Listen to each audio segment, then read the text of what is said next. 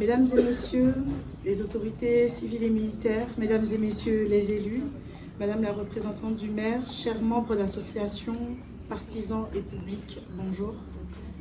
Je commencerai en premier lieu et avant de débuter par vous remercier tous et chacun pour votre présence nécessaire dans le cadre de cette journée importante, la journée de la commémoration de l'abolition de l'esclavage et de la traite négrière. Aujourd'hui, je commencerai par m'adresser à nos ancêtres. Merci. Merci pour les luttes. Merci pour le chemin. Merci pour la liberté. Merci pour le marronnage et la résistance des femmes et des hommes. Esclaves. Oui, esclaves. Siècles, siècles, siècles, siècles de douleur et de violence. Au départ, le génocide amérindien, avec l'arrivée de Christophe Colomb aux Amériques en 1492, dont les deuxième et troisième crimes sont la traite négrière et l'esclavage.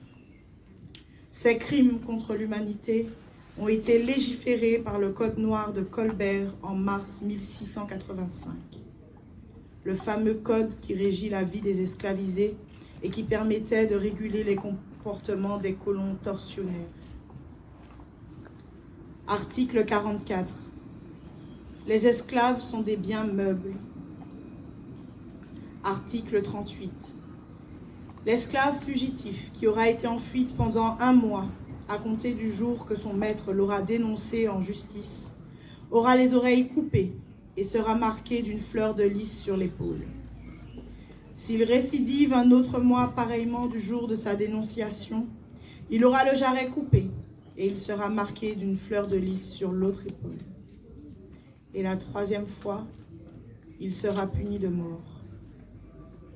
Le Code noir n'est à ce jour toujours pas abrogé et le silence autour de cette réalité juridique témoigne d'un déni collectif de l'histoire coloniale. Encouragés, la traite privée qui était déjà très lucrative leur permettait de bénéficier de primes supplémentaires pour chaque tête de nègre déportée. Aujourd'hui, je m'adresse aux citoyens de ce pays, héritiers de cette tragédie humaine. Pour rappel, l'esclavage correspond à la naissance du racisme anti-noir, la négrophobie, celle-là même qui donnera vie à la ségrégation aux États-Unis et plus largement en Amérique, mais également sur le continent africain, avec par exemple l'apartheid en Afrique du Sud, mais aussi la colonisation basée sur la hiérarchie des races. Gobineau a théorisé la hiérarchie des races. Les thèses de Darwin ont été utilisées pour expliquer que les Noirs étaient le chaînon manquant entre le singe et l'être humain, sous-entendu l'homme blanc. Ces mêmes thèses ont été réutilisées récemment pour parler d'un élu de la République, maire de Saint-Denis, M. Bali Bagayoko. La négrophobie quotidienne en France discrimine, humilie, nie, hiérarchise, détruit et tue. En témoignent les traitements différenciés dans les procédures judiciaires, politiques et médiatiques, comme dans les affaires Michel Zecler, Adama Traoré, Aboubacar Cissé, Lamoun Dieng, Gaye Camara. Cette réalité dramatique, actuelle, met en danger réel, comme en Haute-Loire avec ces enfants visés par un retraité vociférant des injures racistes et dont les plaintes ont été tronquées. Cette même discrimination raciale conduira à des traitements différenciés dans les dites colonies françaises, comme avec la suprématie béquée aux Antilles, notamment dans la problématique du chlordécone, du colorisme ou encore de l'absence de prise en charge de la question de l'eau en Guadeloupe, par exemple. Du côté de l'Afrique, la politique raciale et coloniale se reflète par la conférence de Berlin avec la séparation des terres africaines, mais également par la création et la mise en place du franc CFA qui, jusqu'à ce jour, assujettit financièrement les populations. Aujourd'hui, je m'adresse à la ville et à ses représentants. Des villes telles que Bordeaux, Nantes, Le Havre et bien d'autres se sont développées grâce à ce passé douloureux. Comment la France est-elle devenue et restée 2e puissance maritime mondiale? Comment expliquer Comment justifier que 90% des richesses des territoires d'outre-mer soient encore à ce jour détenues par 1% de la population, les béquets? Alors même que nous savons que ces richesses sont l'usufruit, l'héritage direct de l'indemnisation donnée par l'État aux colons par la loi d'indemnisation des colons du 30 avril 1849 proposée par Victor Schœlcher. Jusqu'à ce jour, cette histoire française, aussi tragique, aussi importante, aussi longue, aussi empreinte dans l'histoire, n'est pas aujourd'hui enseignée partout. Dans les écoles maternelles et primaires, les collèges, dans les lycées, dans les facultés, dans toutes les bibliothèques, dans toutes les institutions. Le partage, l'histoire doivent être enseignées. Les mémoires doivent être relatées. Ce crime aujourd'hui aboli dans et par le sang, dans et par la souffrance, dans et par la sueur et les larmes des personnes esclavisées, mérite que son histoire soit sue, connue, enseignée et étudiée partout et par tous en France. Cette volonté d'instruire devrait être étatique et nationale. Et ces saints, Grenoble et son agglomération doivent vouloir faire partie de ce changement, de cette évolution. De plus, comment expliquer, justifier que des rues, des places portent encore des noms, le nom de grands esclavagistes? Quelle place occupent-ils dans la ville? Aujourd'hui, je m'adresse à l'État et à ses représentants. Le 10 mai, bien que date mémorable de notre identité à tous, n'est pas un jour férié comme il le devrait au même titre que l'armistice. Aujourd'hui, je ne vous parle pas de l'histoire des Noirs, mais bel et bien de notre histoire à tous. J'ai donc une question. Où en sommes-nous? Quel chemin avons-nous parcouru? Et surtout, quel pays sommes-nous en train de construire? Le 25 mars 2026, l'Organisation des Nations Unies a adopté une résolution qui reconnaît la traite transatlantique des esclaves comme plus grave crime contre l'humanité. La France, acteur important de la traite négrière, est restée muette lors de ce vote. Cette victoire est historique, victoire à laquelle la France décide volontairement de ne pas participer par son silence.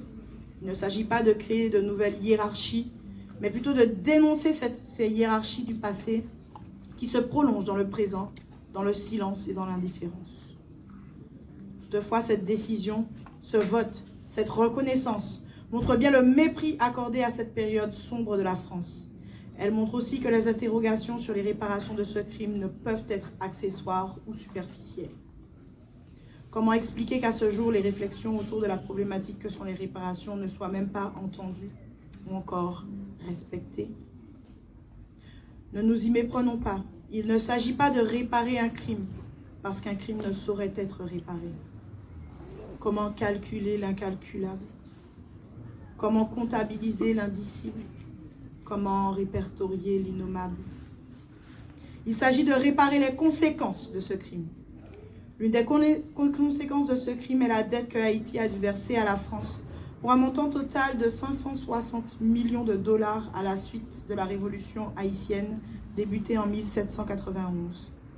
C'est la date du 1er janvier 1804 qui marque la naissance de la première République noire après la victoire de Haïti à la bataille de Vertières, bataille au cours de laquelle les troupes napoléoniennes sont contraintes de plier devant l'armée de Toussaint Louverture.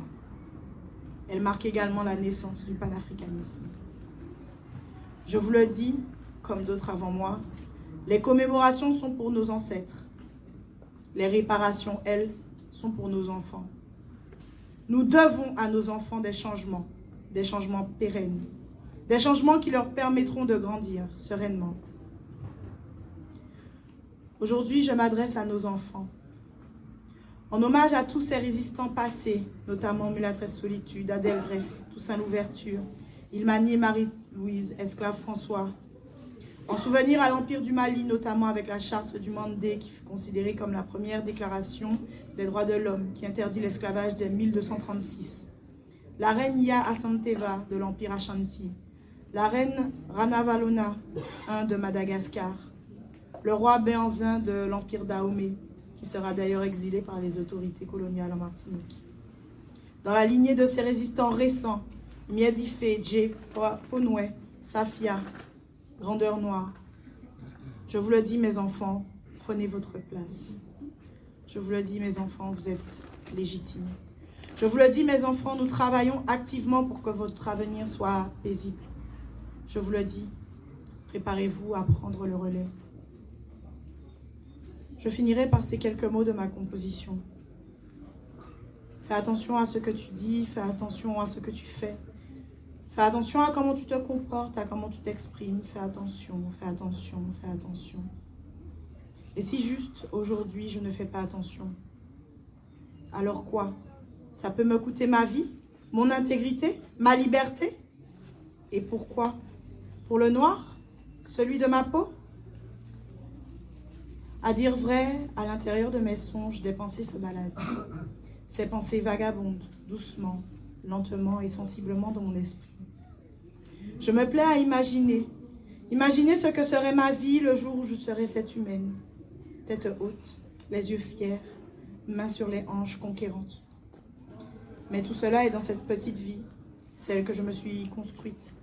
Ma petite vie sans couleur, le tout à l'intérieur de ma tête. Dans cette vie en noir et dans cette vie en blanc, cette vie en douceur, cette vie en légèreté. Mais aujourd'hui, cette vie s'arrête. Elle s'arrête au pas de ma porte.